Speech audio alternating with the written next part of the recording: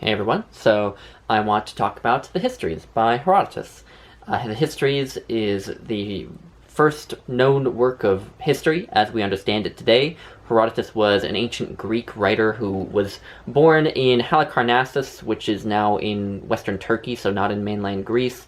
He spent some time in Athens and also spent some time in a Greek colony in Italy. And we don't know precisely when he was born or when he died, but he probably died several years into the Peloponnesian War between Athens and Sparta, which started around 430 BC, and we know that because he makes reference to the Peloponnesian War in this book, even though his histories don't cover the Peloponnesian War. And what makes him an important writer, and what makes the Histories an important book, is that it kind of combines two ways of preserving the past that had been common before Herodotus. He wasn't the first person to try to preserve the past, but the methods of preserving the past that existed before him were either sort of mytho-history, like the Iliad, where Homer was telling the story of the Trojan War, which did really happen, but he was adding all these poetic embellishments. You know, you have the gods appearing, you have all sorts of crazy, fantastical creatures appearing, and you have sort of moral lessons inserted, you have character development, you have all these other things aside from the mythological aspects that are inserted that historical stories don't necessarily lend themselves to. And then you also had another form of history, which was more just rote chronicles of what happened. So in the year of so-and-so, X, Y, and Z happened, and then the year ended, and then in the next year, ABC happened, and these would often be sort of royal chronicles of what the king was doing, whatever country they're from. And those are interesting for historians, but not very interesting to read, because there's no sort of narrative gusto, or, no commentary or anything like that.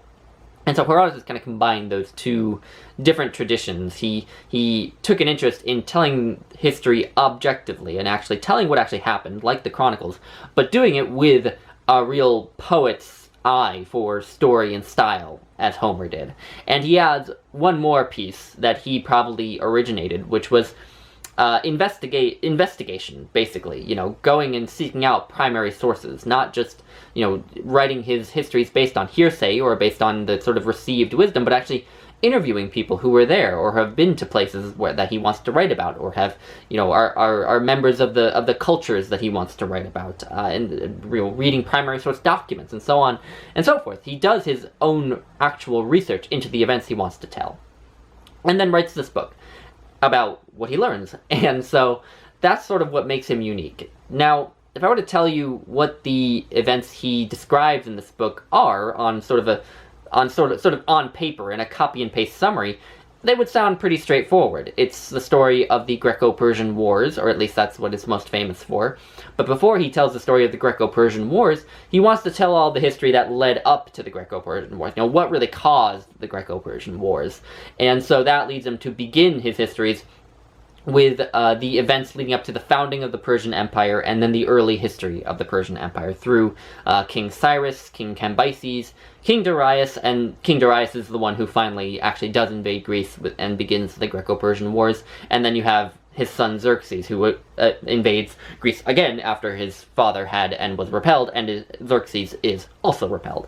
And so those are the basic events that he tells. And if I were to just leave you with that as as a summary of what he tells, you would maybe come to the book and be a little mystified, because I think because the Histories was the first of its genre, really, and because Herodotus had to sort of create that genre ex nihilo with no real precedence, that led to his book being extremely strange by our standards. Because now, in the modern world, we have all these ideas and all these standards for how history is written and how the research is done, and so on. But he didn't, because obviously he was the first one to write it. And so his book is very strange to a modern reader of history, and there are a couple of reasons for that. And Carolyn DeWald does a great job of discussing them in her introduction to this volume. This is the Oxford World's Classics edition with the introduction and notes by Carolyn DeWald and the translation by Robin Waterfield. And both I highly recommend. This is a great edition, I think.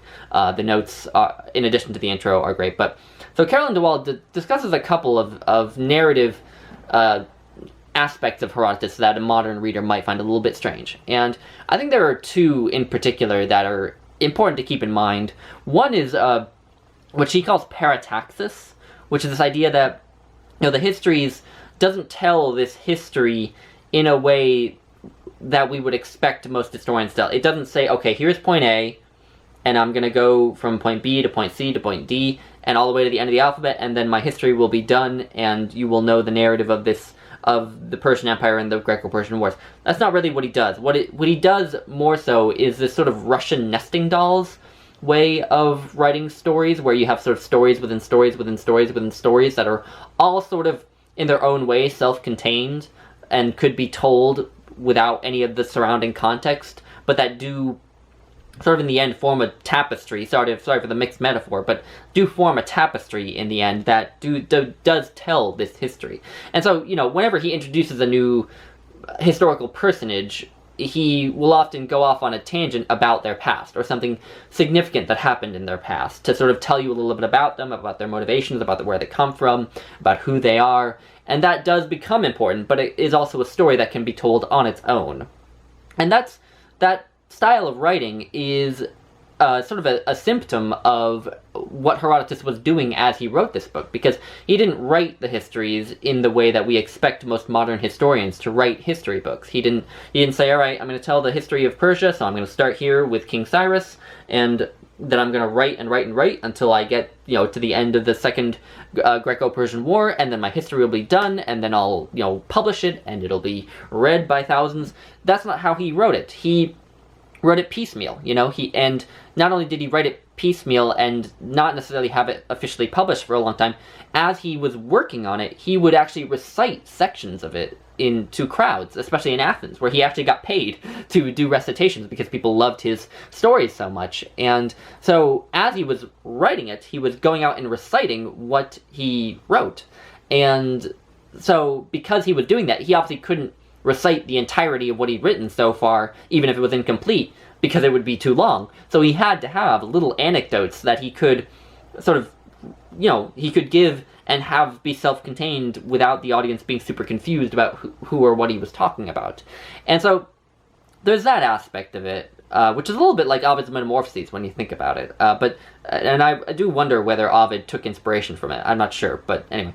And then the second one, which is probably a bigger issue, is all the digressions. He loves going on digressions. He is not afraid to just say, oh, look, there's this thing that is like, related to another thing that's related to another thing that is actually related to what I'm talking about. But you know what? I find it interesting, so I'm just going to talk about it for a few pages. And, you get descriptions of flying snakes, of a phoenix, of how mummification is done. You get an anecdote about this poet who is, thrown overboard but then carried to safety on a dolphin. You just get these, and most of all in the digressions, you get cultural studies. Herodotus was not just the father of history, as he is often called. He was also the father of anthropology, ethnography, maybe archaeology. He loves talking about different cultures and different cultural customs. And the most famous one of those digressions about cultural customs would be in Book 2. So the Histories is divided into 9 books, which is not Herodotus' own division, but they do make a lot of sense. But Book 2 is basically this huge, long digression about Egypt. So basically, he's done his narrative of the history of the Persian Empire through the reign of King Cyrus, who founded it, and then he comes to the point where Cyrus and then his son Cambyses want to invade Egypt.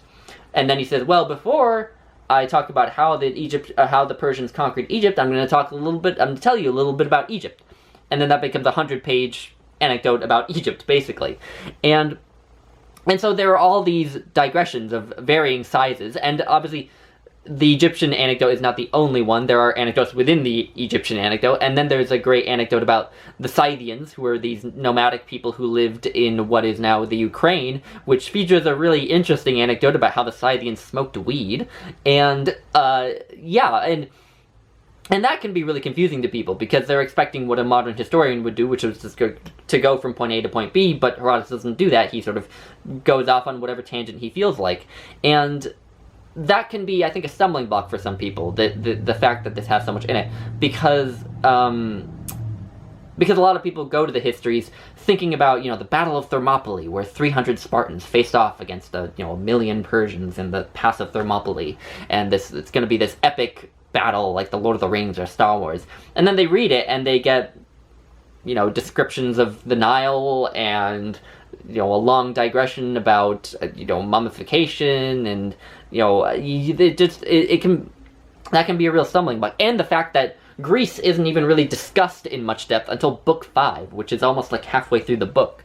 So that can be a real stumbling block. And I think a lot of people, when they first go to the histories, probably are itching for the more exciting story of the Greco-Persian Wars, because it's like, the underdogs, the Greeks, are going to repel the, evil empire, and Persia isn't really evil. Herodotus doesn't portray them as evil, but I think the received cultural knowledge in the West is of this, like, underdog versus the evil empire narrative, even though that's not really what's in Herodotus, and they want that, and they wait for it to come, and then when it comes, they're really satisfied, and that's what they find interesting. But I think if you give the histories the attention it deserves, and really see it for what it is, and have a great annotated edition like this one, the notes in this book are just awesome, you'll really value those digressions, because they're just full of fascinating cultural studies. And, I loved a talk that I listened to given by Tom Holland, who's a historian and did his own translation of the histories,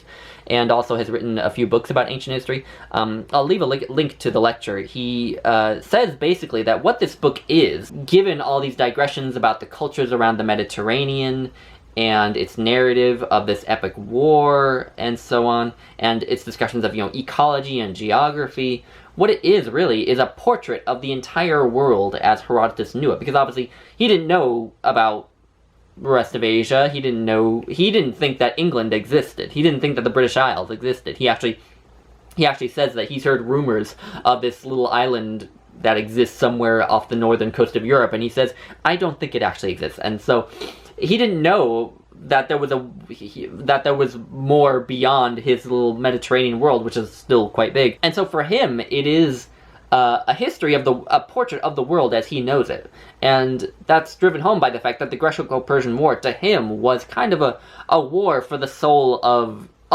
Europe, in a way, because it decided, is Europe going to be under the Eastern Persian Empire, or is it going to be sort of independent? And I thought that was a great way of characterizing it.